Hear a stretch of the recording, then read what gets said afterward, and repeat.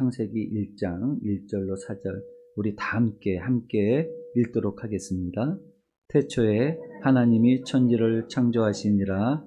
땅이 혼돈하고 공허하며 흑암이 깊음 위에 있고 하나님의 영은 수면 위에 운행하시니라. 하나님이 이르시되 빛이 있으라 하시니 빛이 있었고 빛이 하나님이 보시기에 좋았더라. 하나님이 빛과 어둠을 나누사. 아멘. 기도하겠습니다. 존귀하신 아버지 하나님, 오늘 이 시간 새해를 맞이하면서 저희들이 다시 한번 하나님 앞에 감사와 더불어 소망의 아버지 예배를 하나님 앞에 올려드립니다. 아버지, 그러므로 오늘 이 시간 하나님의 아버지 말씀이 저희들에게 큰 은혜가 되기를 원하고 아버지 위로가 되기를 원하고 소망이 되기를 원합니다. 주의 보혈로 아버지 말씀을 전하는 자의 입술을 주장하여 주시고 또 마음을 주장하시고 모든 허물을 덮어주셔서 오직 하나님의 말씀만이 증거되게 하여 주옵시고 우리의 마음의 문을 열어주셔서 이 모든 말씀들이 하나님의 음성으로 들려지는 귀한 은혜를 허락하여 주옵소서. 예수님의 이름으로 기도드립니다. 아멘. 네, 이제 새해를 맞이하면서 벌써 3주가 지났지만 우리나라는 이 구정이라는 것이 있죠. 구정이라는 것이 있어서 이제 이 구정은 음력 1월 1일을 구정이라고 하지요. 그래서 사실 우리는 그래서 새해를 맞이한다는 마음으로 오늘 말씀을 함께 나누도록 하려고 합니다. 그리고 이 새해를 맞이하면서 이제 하나님의 창조에 대해 돌아보면서 은혜를 나누려고 합니다. 여러분, 이렇게 이제 시간이 지나고 새해가 왔잖아요. 새해가 왔는데 사실 해가 바뀌었다고 만물이 새로워지는 것은 아닙니다. 1월 1일이 됐다고 모든 것이 새로워지는 건 아니에요, 사실. 전도서 1장 9절에서 11절에 보시면 이미 있던 것이 후에 다시 있겠고 이미 한 일을 후에 다시 한다는 겁니다. 해 아래에는 새 것이 없나니 무엇을 가리켜 이르기를 보라 이것이 새 것이라 할 것이 있으랴. 우리가 있기 오래전 세대들에도 이미 있었느니라. 이전 세대들이 기억됨이 없으니 장래 세대도 그 후 세대들과 함께 기억됨이 없으리라. 무슨 말씀입니까? 해 아래는 새 것이 없다는 겁니다. 그냥 살던 대로 계속 살아가고 있는 것뿐이라는 것입니다. 그런데 우리가 새해를 맞이할 때 많이 우리가 보는 말씀 중에는 고린도후서 5장 17절의 말씀이 있죠. 그런즉 누구든지 그리스도 안에 있으면 새로운 피조물이라 이전 것은 지나갔으니 보라 새 것이 되었도다. 우리는 이 말씀을 송구 영신 예배 때나 이제 새해 첫 말씀으로 이 말씀을 많이 보게 됩니다. 그런데 우리가 이 말씀을 들을 때 특별히 새해에 우리가 이 말씀을 받을 때에는 이 말씀을 어떻게 받아들이냐면 시간적인 개념으로 받아들이기가 쉽습니다.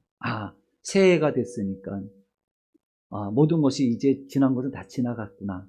이제 새해에는 새롭게 뭔가가 시작했겠구나. 이런 마음을 갖는다는 거죠. 시간적인 개념으로 받아들인다는 거죠.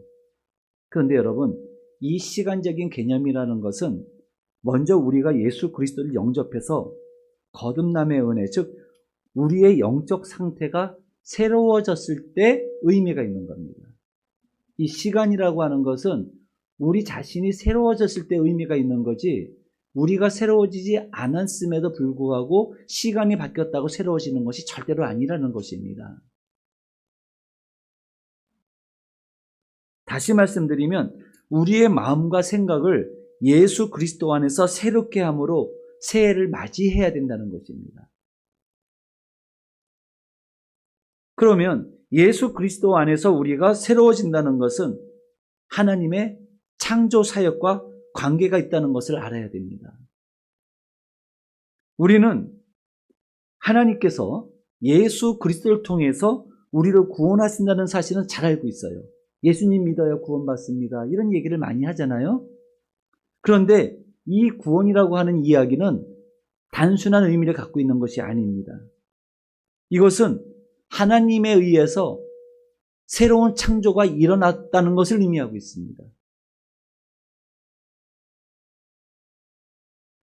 새로운 것이 창조되었다는 겁니다. 자, 다시 말씀드리면 우리가 조금 어떤 상태가 개선된 것으로 새로워지는 것이 아니라 완전히 바뀌는 것을 의미합니다. 그러면 창조란 무엇입니까? 여러분들이 아시는 것처럼 없던 것을 있게 만드는 것이 창조입니다. 그래서 우리가 하나님께서는 무에서 유를 창조하셨다고 말씀하시는 거예요. 로마서 4장 17절에 이와 같은 사실을 잘 말씀하고 계세요. 기록된 바 내가 너를 많은 민족의 조상으로 세웠다 하심과 같으니 그가 믿은 바 하나님은 죽은 자를 살리시며 없는 것을 있는 것으로 부르시는 이시니라. 아멘. 여러분, 아브라함은 자녀를 낳지 못하는 사람이었습니다. 자녀를 갖지 못하는 사람이었습니다. 그렇게 세월이 흘러서 아브라함의 나이 99세가 될 때까지도, 그리고 사라의 나이 89세가 될 때까지도 아브라함은 자녀가 없었고 이미 나이가 100세가 된 상태다 보니 아이를 낳을 수가 없었어요. 근데 하나님께서 아브라함에게 어떤 약속을 하셨죠? 너의 자손을 하늘의 별과 같이 바다의 모래와 같이 번성하게 하시겠다고 약속하셨잖아요. 상상이 안 가는 얘기입니다. 불가능한 얘기였죠. 근데 하나님께서는 아브라함에게 뭘 보여주십니까? 하늘을 바라보라는 겁니다. 하늘에 뭐가 있느냐는 것입니다. 많은 별들이 있다는 겁니다. 그 얘기는 뭡니까? 없는 것을 있는 것처럼 보라는 겁니다.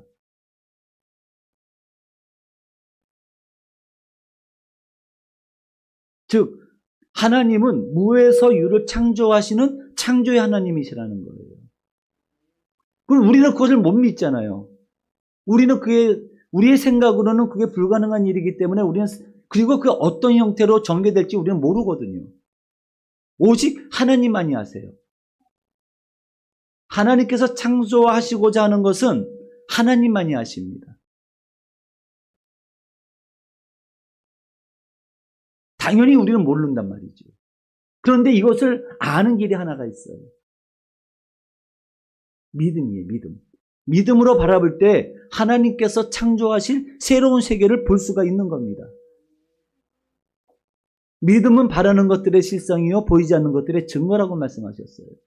즉 없는 것을 있는 것처럼 부르시는 하나님의 그 놀라운 창조의 세계를 믿음의 눈으로 볼 수가 있다는 것입니다. 여러분들이 꿈꾸는 소망도 사실은 어떻게 보면은요 너무나도 막연한 소망이에요. 그게 어떻게 이루어질 것이고 그 소망이 정확하게 무엇을 목적하는지를 여러분들은 몰라요. 단순히 내가 원하기 때문에 그냥 그렇게 됐으면 좋겠다는 마음인 거지 그게 구체적으로 어떻게 정리될지는 모른다는 얘기예요.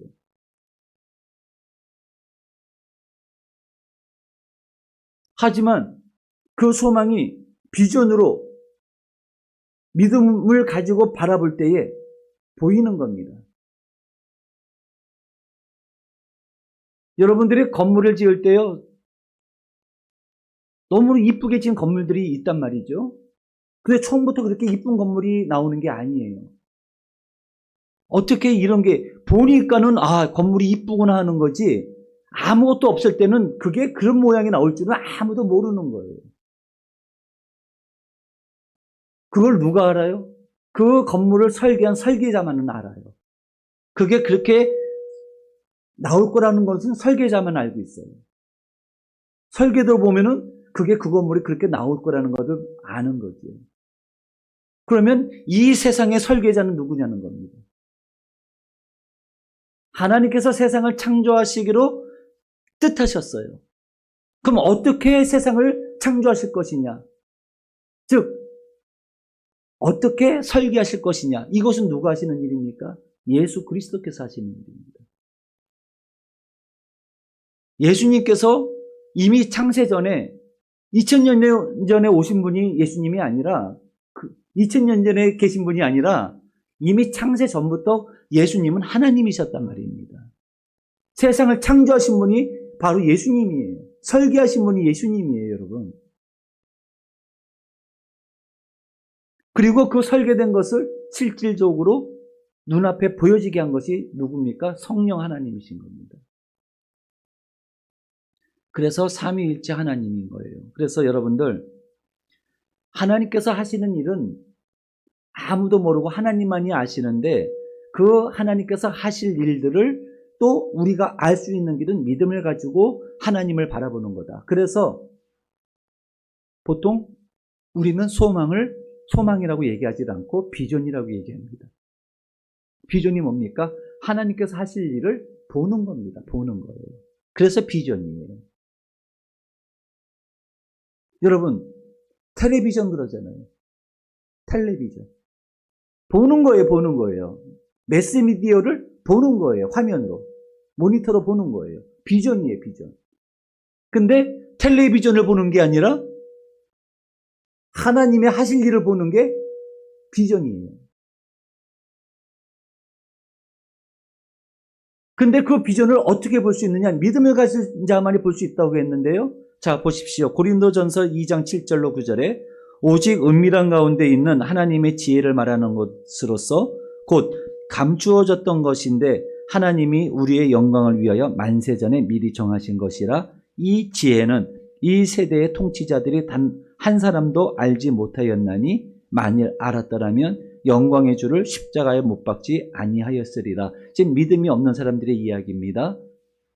자, 기록된 바 하나님이 자기를 사랑하는 자들을 위하여 예비하신 모든 것은 눈으로 보지 못하고 귀로 듣지 못하고 사람의 마음으로 생각하지도 못하였다 함과 같으니라. 모르는 거예요. 오직 이것을 알게 하신 분이 누굽니까? 성령 하나님이시라는 거예요. 그래서 이 창조를 얘기하는 이유는 바로 이겁니다. 오늘 이 새해를 맞이하면서 여러분들의 앞날이 전망이 보이지 않는다고 생각하실 수 있어요. 도대체 지금 이 상황 속에서는 어떤 것도 계획할 수 없고 또 이 상황을 어떻게 유지해야 될지도 모르는 이런 상황 속에서 우리는 어떻게 해야 될 것인가? 바로 이때 우리에게 필요한 것은 하나님의 말씀인 거예요. 이런 상황 속에서 우리가 하나님을 알 때에 이러한 불투명한 이 전망, 비관적인 전망을 내놓고 있는 이 세상 속에서 우리 그리스도인들이 소망을 안고 살아갈 수 있는 길은 하나님의 말씀 속에서 하나님께서 무엇을 계획하셨는지를 아는 것입니다. 그 말씀이 오늘 창세기 1장 1절로 4절의 말씀인 거예요. 그렇다면 여러분, 하나님의 창조에 대한 내용이거든요. 하나님의 창조에 대한 내용인데 이 창조에 대한 이 1장 1절로 4절의 말씀 속에는 놀라운 하나님의 창조의 비밀이 담겨져 있어요. 그 창조의 비밀이 뭔가 세 가지로 나눠서 볼 수가 있는데 첫 번째는 뭐냐면 하나님의 창조는 있는 것 가운데서 창조되는 것이 아니라 2절을 한번 볼까요? 2절 시작. 함께 읽겠습니다. 시작.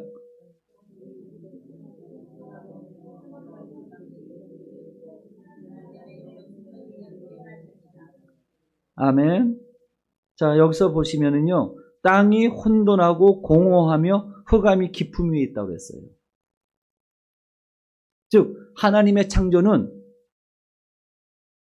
혼돈과 공허, 어둠에서부터 시작한다는 사실이에요. 여러분들 한번 보세요. 혹시 하나님을 믿다가 하나님을 잠시 떠났어요. 그랬다 떠났다가 왕창 망가진 분들 혹시 그런 경험하신 분들 계십니까?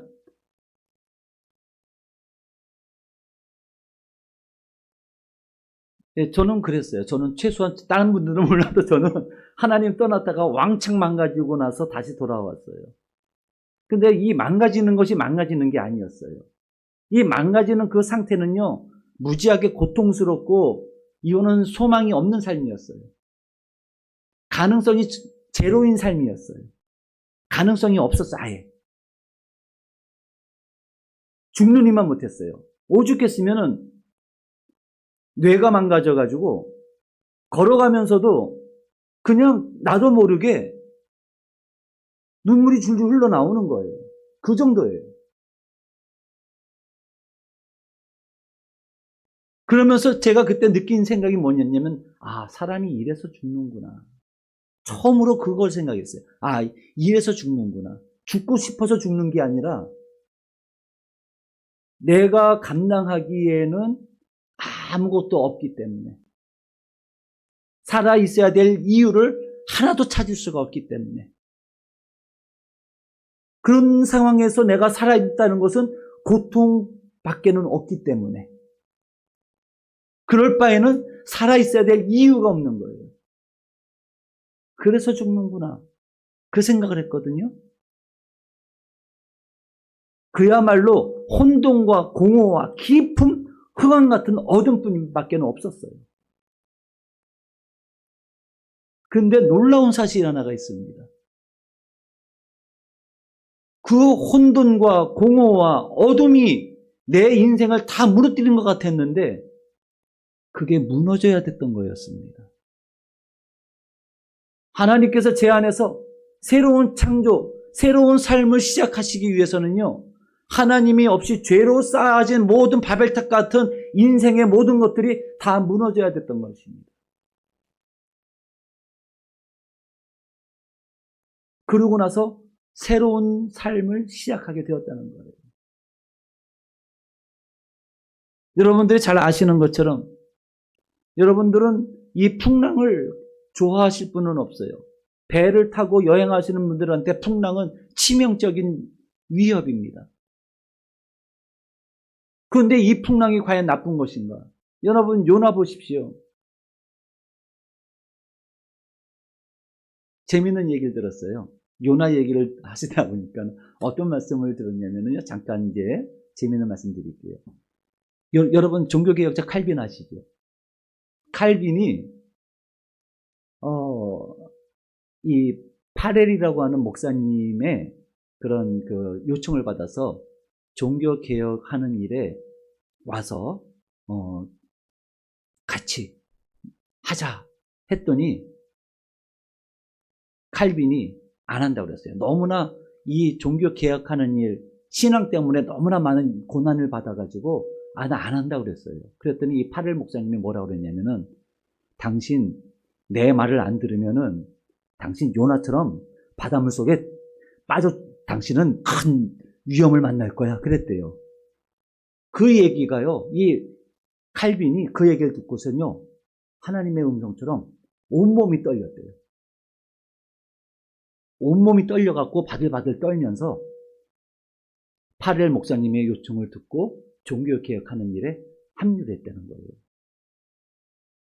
그런데 후에 마르틴 부처라고 하는 종교개혁자가 있어요. 사실 칼빈의 모든 사상은 마르틴 부처라고 하는 종교개혁자에게서 나온 것들이에요. 다 배운 것들이에요. 그런데 마르틴 부처가 이 칼빈에 대한 이야기를 들었어요. 아무리 같이 좀 만나자고 그래도 칼빈이 만나주질 않는 거예요. 안 한다고. 이걸 어떻게 하면 좋을까 하고 있는데, 그때 파렐 목사님이 내가 그 칼빈을 만날 수 있는 방법을 하나 가르쳐 줄까 그러더래요. 그래서 뭐냐고 그랬더니, 요나 얘기하면 당신 만날 거라고. 당신이 나를 안 만나면 당신은 또 바닷속에 던져질 거라고. 그 얘기 한번 해보라고. 반드시 만날 거라고. 근데 그 얘기를 했는데 진짜로 또 칼빈이 무서워가지고 바들바들 떨면서 부처의 이야기를 듣고, 부처가 저기 불국사의 부처가 아니라 마르틴 부처입니다. 이름이 똑같아요. 예, 마르틴 부처, 종교개혁자 부처라는 분이 계세요. 그런데 그 얘기를 했더니 바들바들 떨면서 무서워가지고 또 와가지고 이 부처라고 하는 종교개혁자를 만나가지고 이 목양에 대한 모든 것들을 배웠어요, 그때. 재밌는 얘기죠. 근데 요나가 어떻게 된 거죠? 하나님께서 니느웨로 가라고 그랬는데 하나님의 말씀을 버리고 다 시스로 가잖아요. 배를 타고. 그리고 나서 배 밑층에 가서 자고 있잖아요. 풍랑이 불던 뭐 하든 밑에서 자고 있어요. 왜 그랬을까요? 사명자는 사명을 감당하지 않으면 깊은 영적 우울증에 빠져버립니다. 내가 해야 될 일이 있는데 그 일을 하지 않잖아요? 그러면 그 사람은 삶의 이유를 못 찾아요. 우울증에 빠져버려요. 영적 침체 가운데 빠져버려요. 삶의 의미를 도무지 찾지를 못해요. 돌아보니까 제가 그랬던 거예요. 삶의 의미가 없어요. 제가 5학년 때 주회종에 서원을 했거든요. 그리고 나서 고등학교, 대학교 때까지 하나님께서 다른 것을 생각할 수 없게끔 만드셨어요, 사실은. 장래 뭐가 되겠다는 그런 얘기를 아예 생각하지도 못하게 너무 괴로운 거예요, 너무 괴로운 거예요. 맞는 거죠? 설명이? 맞는 거였어요. 그런데 끝까지 마음을 강팍하게 하고 다른 길로 갔던 거죠. 처음부터 신학대학을 갔어야 맞는 거였어요, 저는. 근데 일반 대학에 간 거죠. 어찌됐든 그러다 보니까는 아무런 의욕이 없는 거예요. 다른 길로 나가려고 하다 보니까는 뭐 공부할 마음도 안 생기고 재미도 없고 이 공부할 이유도 못 찾겠고 그냥 막 그렇게 그냥 혼날까봐 그냥 공부하는 척만 했지 공부를 안 했어요, 전혀. 그러다 보니까는 그렇게 살았던 거거든요. 근데 요나가 그렇게 하다 보니까는 뭐라 그래요? 사람들이 풍랑 때문에 죽을 똥 살똥 하니까. 근데 그 밑에서 부글거리고 자는 사람이 한 사람이 있어요. 그러니까 발로 톡톡 차면서 야, 지금 일어나라. 지금 다 죽게 생겼는데 너는 왜 이렇게 밑에서 자냐? 그런 거 아니에요. 그래서 일어나서 이제 올라왔더니 이 요나가 뭐라 그럽니까? 이건 나 때문에 일어난 일이다. 그러니 나를 물속에 던져라. 그러면 풍랑이 잠잠할 거다. 이렇게 묻잖아요. 그러니까 다시 말씀드려 풍랑 얘기하다가 재밌는 얘기를 말씀드린다고 이제 요나 얘기까지 갔는데 사실 풍랑이라고 하는 것은 뭡니까? 풍랑이 일어야 돼요. 자연적 섭리나 자연 이치에 의하면 풍랑이 일어나야 물이 정화가 됩니다. 고인물이 썩듯이 바닷물도 가만히 풍랑이 일지 않으면요 바닷물도 썩어요. 그래서 풍랑이 일어야 밑에 가라앉아 있는 찌꺼기 오물들이 이게 일어나면서 바닷물이 정화가 된다고 합니다. 그러니까 풍랑이 뭐예요? 생명을 살도록 하는 굉장히 중요한 거예요. 우리는 풍랑을 싫어하지만 풍랑이 없으면 안 되는 거예요. 여러분들 한번 보세요. 여러분들 삶 속에 아무 문제가 없어요? 잘 살 것 같죠? 행복할 것 같죠? 전혀 그렇지 않습니다. 여러분들이 행복을 누리는 것은 왜 그렇습니까? 어려움을 경험했기 때문에 행복이 의미가 있는 거예요, 여러분. 행복의 소중함을 아는 거예요. 어려움이 없으면 전혀 모르는 겁니다.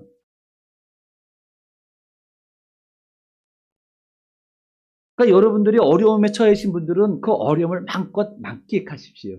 즐기시란 얘기예요.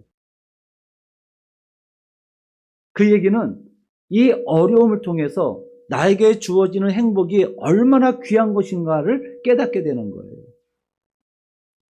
맨날 지지고 볶고 싸우고 어떤 할머니가 그러더라고요. 남편을 내자로 뭐라고 그러랬더니 평생 왼수라고 그러더라고요. 평생 왼수 뭐 그렇다고 얘기를 하던데 그런데 그 평생 왼수가 한번 죽어봐요. 그러면 여러분들 어떠시겠어요? 살 때는 평생 왼수라고 맨날 잔소리하고 맨날 그래도 그분이 안 계시면요 허전한 거예요. 허전한 거예요. 그 전에 제가 어떤 권사님이 그런 말씀하시는 걸 들었어요. 안 계시니까 아파서 아무것도 못하니까는 너무나도 그게 귀했던 거구나라는 거를 그때 깨달으셨대요. 어떤 권사님의 고백이에요. 빈자리는 그만큼 아쉬운 거예요. 그만큼 무슨 말씀을 드리려고 하냐면은 이 창조는 어디서부터 이루어지냐면 바로 이거예요. 혼돈과 공허와 깊은 어둠. 새롭게 하시는 거예요.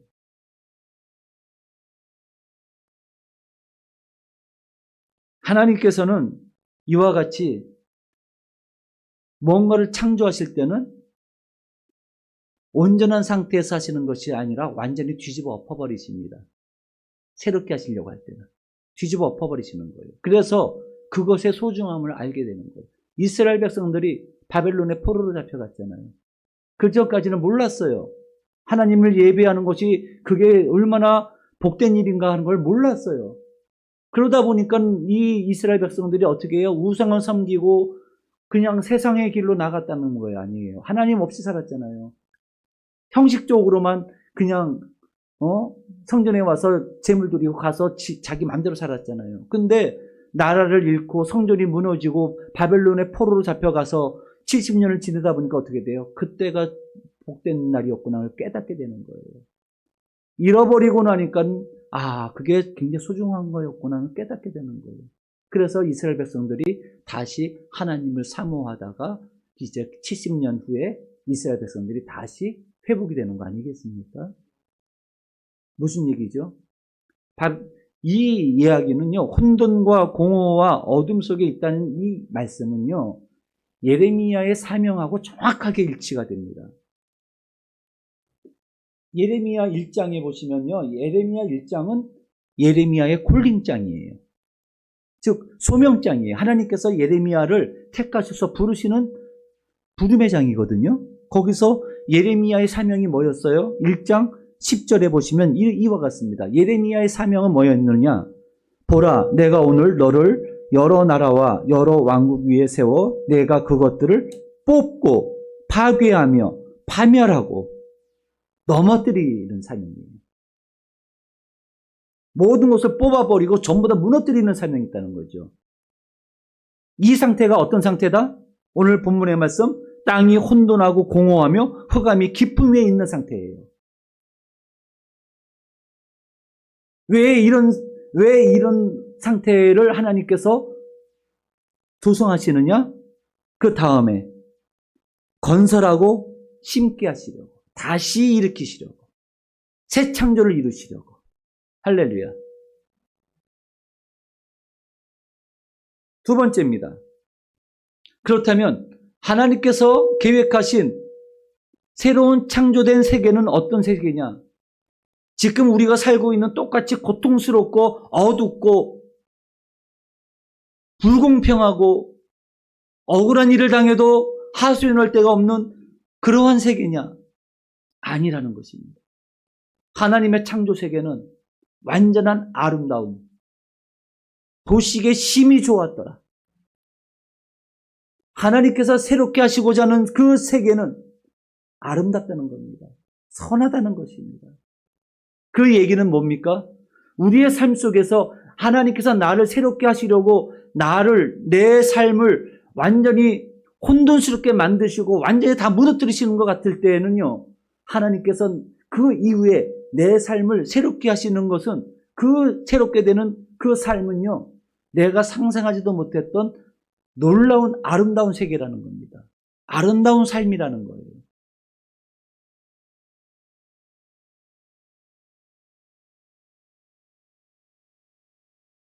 있습니까?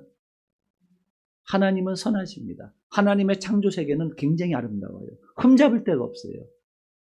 그런데 그 흠잡을 데 없는 세계를 누가 망가뜨리죠? 내 자신이 망가뜨리는 거예요. 하나님이 망가뜨리는 게 아니에요. 내 자신이 망가뜨리는 거예요. 아담과 하와가 그랬잖아요. 그냥 하나님하고 같이 동행하면서 즐겁게 하나님께 베풀어 주시는 복을 그냥 누리면서 살면 되는데, 그것을 싫다고 그게 되다 보니까는 이 아담과 하와가 유혹을 딱 받는데 뭐예요? 야, 너 하나님처럼 될 거야. 이래 버리니까 아무 일도 없고 평안하게 살다 보니까는 그 죽음의 고통이 어떤지를 알지를 못하다 보니까는 그래? 욕심이 들어가는 거잖아요. 결국은 하나님을 떠나고 하나님께서 하지 말라고 하는 것을 믿음을 버리고 나니까 어떤 일이 벌어져요? 고통스럽게 되잖아요. 두렵게 되잖아요. 이전에 누렸던 모든 것들을 다 잃어버리잖아요. 잃어버리고 나니까 어떻게 돼요? 그제서야 비로소 하나님 잘못했습니다. 나를 좀 돌아봐 주십시오. 가인이 그러잖아요. 아벨을 죽이고 나서 하는 얘기가 뭡니까? 주여, 너무 두렵습니다. 만나는 사람이 날 죽일까 하나이다. 이렇게 얘기하잖아요. 그런 것입니다. 사람이 무너뜨리는 거지 아름다운 삶을 누가 무너지게 하는 게 아닙니다. 우리 자신이 무너뜨리는 거예요. 분명한 거는 하나님께서 우리 자신이 그렇게 무너뜨린 우리의 아름다운 삶을, 아름다운 세계를 하나님께서 값없이 다시 회복시켜 주시고 새로운 창조를 이루어 주시는 거예요. 그게 은혜라는 겁니다. 그게 은혜예요. 다른 게 은혜가 아니에요. 내가 망가뜨린 거를 하나님께서 오셔서 다시 다 버리시고 새롭게 우리에게 더 좋은 것을 주시는 거예요. 그럼 어떻게 해야 되겠어요, 우리는? 하나님께서 주신 은혜를 이게 가벼운 게 아니에요. 감사해야 되는 거지. 그리고 여러분들 지금 내가 힘들고 어렵고 내 삶이 다 망가진 것 같지만 바로 이러할 때 여러분들은 뭘 생각을 해야 되냐면 하나님께서 이후에 하나님께서 내 삶에 행하실 일들을 기대하셔야 되는 거예요.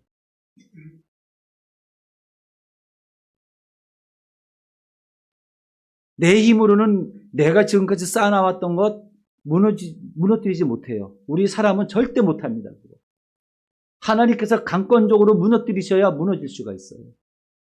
우리 스스로의 의지 가지고는요, 지금까지 살아왔던 모든 것들을 다 버린다는 것은 불가능합니다. 안 돼요. 절대 안 돼요. 그러하기에 오늘날 나에게 주어지는 모든 것들, 우리의 상황 속에서 벌어지는 모든 무너지는 현상들은 그 속에서 우리는 뭘 봐야 돼요? 하나님의 새롭게 창조하실 새로운 세계를 바라봐야 되는 겁니다. 근데 고난이, 어려움이 하나님의 뜻이 없이 내 죄의 대가로 주어지는 것이라고 한다면 그것은 하나님의 뜻이 없는데 무너지는 것은 고통이에요. 멸망이에요. 그거는. 하지만 우리 그리스도 안에 있는 하나님의 자녀들에게는요, 그 자녀들이 멸망하도록 놔두시는 분이 아니거든요. 그렇다면 분명히 그 속에 하나님의 분명 어떤 뜻이 있는 거예요.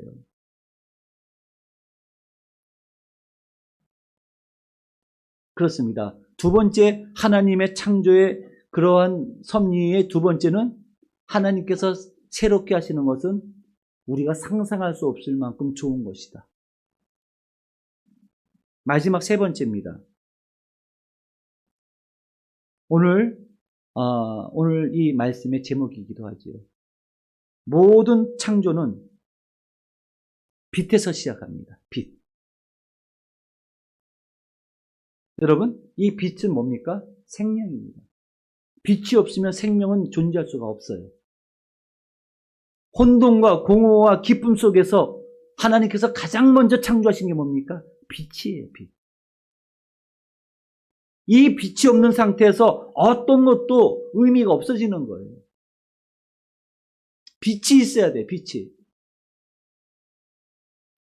여러분들, 죄를 짓는 사람들이 밤에 져요, 낮에 져요? 도둑놈이 밤에 다녀요, 낮에 다녀요?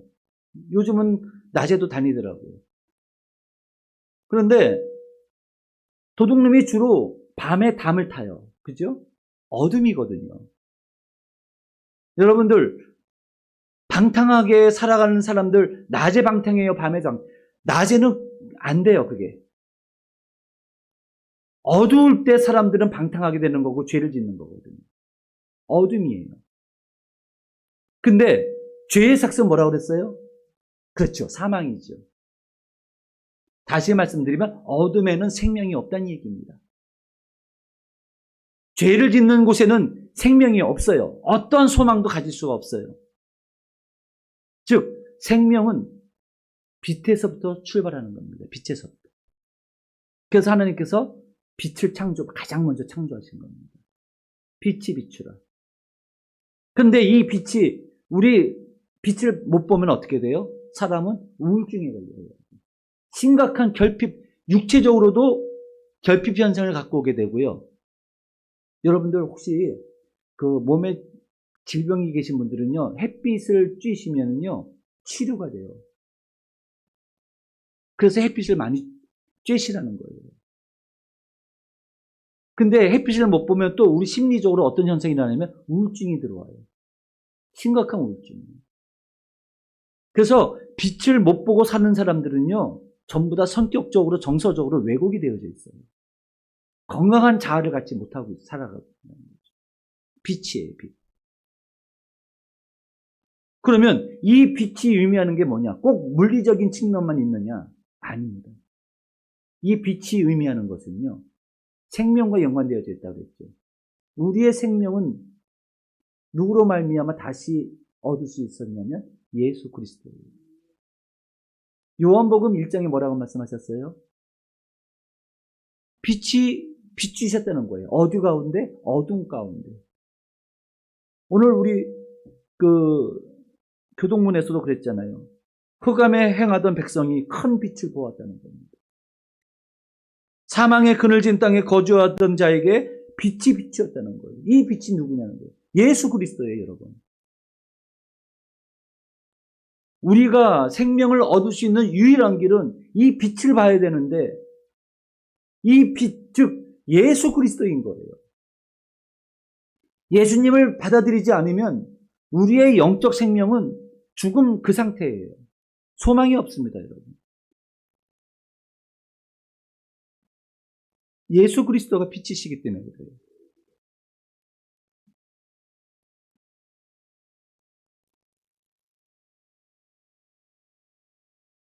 말씀을 정리하겠습니다. 여러분, 오늘 이 설날을 맞이하면서 하나님께서 우리에게 주시는 이 귀한 이 소망의 메시지는 뭐냐면 빛이 있으라예요. 빛이 있으라. 하나님께서 빛을 창조하신 것처럼 예수 그리스도가 아니면 이 세상의 구원은 없는 겁니다. 예수님이 빛이시기 때문에 그래요. 그래서 자, 이제 말씀을 마칠게요. 다들 머리를 드시고 좀 자, 여러분, 예수님을 믿는다는 것이요, 여러분, 단순히 종교적 행위가 아니에요. 예수님을 믿는다는 것은요, 바로 빛이에요. 빛을 내가 받아들이는 거예요. 하나님의 빛, 내가 예수님을 모셔 영접한다는 것은요, 하나님의 생명의 빛이 내게 비춰지는 거예요. 그럼 예수님을 영접하는 행위는요, 단순히 구원이 아니라 내 안에서 새로운 창조를 하나님께서 행하시는 일입니다. 내 안에서 하나님의 새로운 창조가 일어나는 일이에요. 예수님이 빛이시기 때문에 그래요. 그러므로 우리는 이 새해를 맞이하면서 오늘 세 가지를 돌아보았습니다. 하나님의 새로운 창조는 뭐라고 그랬어요? 첫 번째, 혼돈과 공허와 깊은 어둠 속에서부터 그것이 전제가 된다. 그래야 새 창조가 이루어질 수 있다. 두 번째는 하나님께서 그 모든 것을 무너뜨리시고 새롭게 하시는 것들은 지극히 아름다운 것들이다. 좋은 것들이다. 선한 것들이다. 그리고 그 창조의 출발은 빛이다. 그럼 이 빛이 뭐냐? 예수 그리스도다. 이 예수 그리스도를 우리가 마음속에 영접하고 예수님을 믿는 것 그 자체가, 예수님을 통해서 우리의 영이 고침받는 게 아니라 거듭나는 거예요. 여러분들이 고침받기를 원합니다. 이런 기도를 하시는데, 고침받는 거는 이미 거듭났기 때문에 고침받는 거지, 거듭나지 않은 상태에서는 고침받는 게 아니에요. 거듭난다는 얘기는 새롭게 새 창조가 이루어진다는 거예요. 그리고 나서 아프고 병든 것들이 고침을 받는 거예요. 그러므로 예수님을 영접하는 것, 여러분들 교회 다니시면서 예수님을 안 믿는 분들 많아요. 거듭남의 경험을 못 하신 분들 참 많습니다. 그런데 여러분들 기억하십시오. 만일 내 신앙을 보고 내가 예수님으로 말미암아 내 영혼이 거듭났다는 것을 경험하지 못했다면 여러분들 간절한 마음으로 기도하십시오. 하나님, 내가 거듭나게 해주십시오. 거듭나게 해주십시오. 새로워지게 해주십시오. 그 기도하십시오. 내가 원합니다. 새로워지기를 원합니다.